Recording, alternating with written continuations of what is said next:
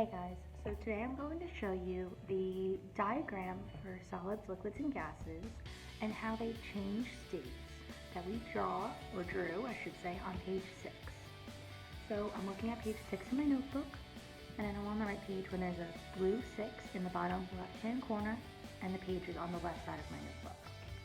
On the top corner, up here in the margin, I'm going to write the date that I did it, and I'm going to put the words states of matter diagram. And I can put that up towards the top or on the very, very first line. States of matter diagram.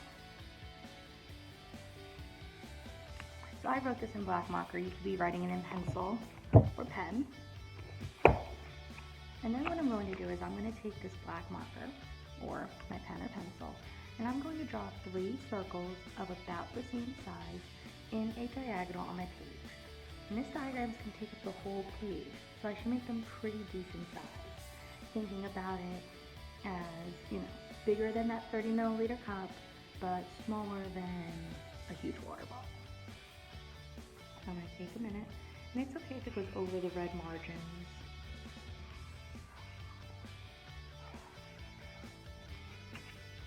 Now, I'm not the best artist, but I can see that they're about the same size when they go in mostly on a diagonal line. Next to the first circle on one of the lines, I'm going to write the word solid. Next to the middle circle on one of the lines, I would write liquid. And near the last circle, I would write the word gas. Solid, liquid, and gas. I just didn't have enough space over on the other side.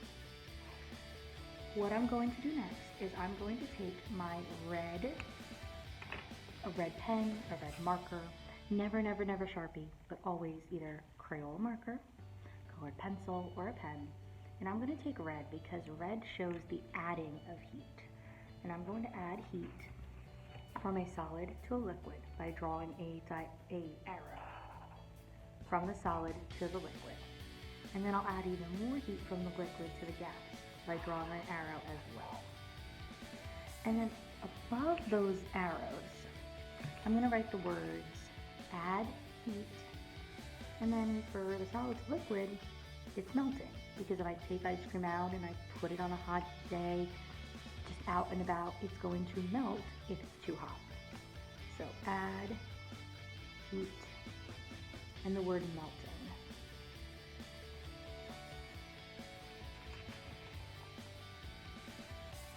Then I'm going to add heat, and with liquid to gas, it's going to be evaporation.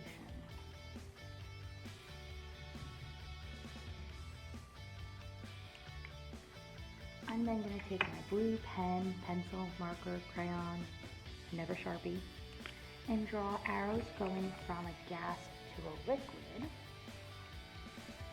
and a liquid to a solid, because now we're taking away heat. And I'm going to use those words. Take away heat, and going from a gas to a liquid is condensation.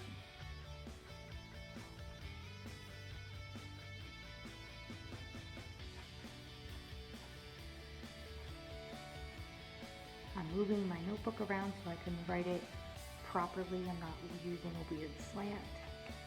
And then from a liquid to a solid, it's freezing. I can put ice cream back in the freezer and it will get it to be a solid again.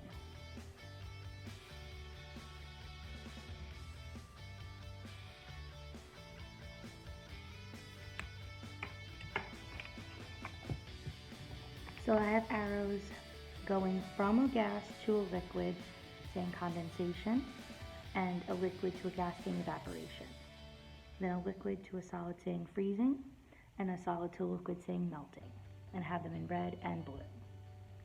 So I'm going to then take whatever other color I want. I'm going to use a green, thicker marker, and I'm going to draw the molecules of each of these states of matter.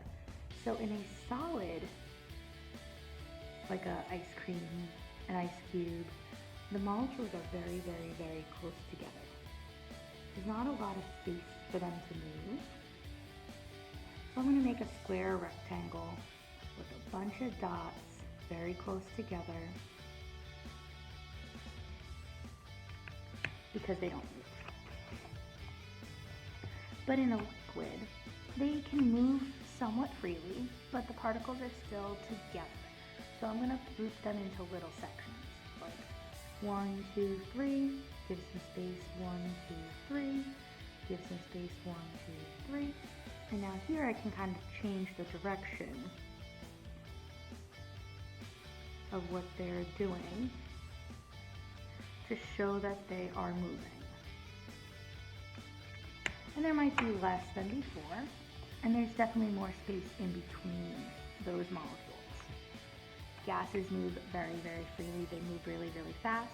So there's going to be very few of them, and they're going to be really spread far apart. So almost like I'm making a chocolate chip cookie. This is probably even too many, but there's a lot of space in between them.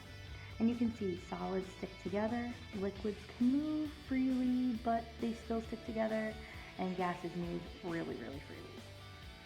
Now I can write notes next to it so I can understand the pictures, but I may not need to. So this is most of what you're doing for your solid, liquid, and gas diagram on page 6 in your notebook.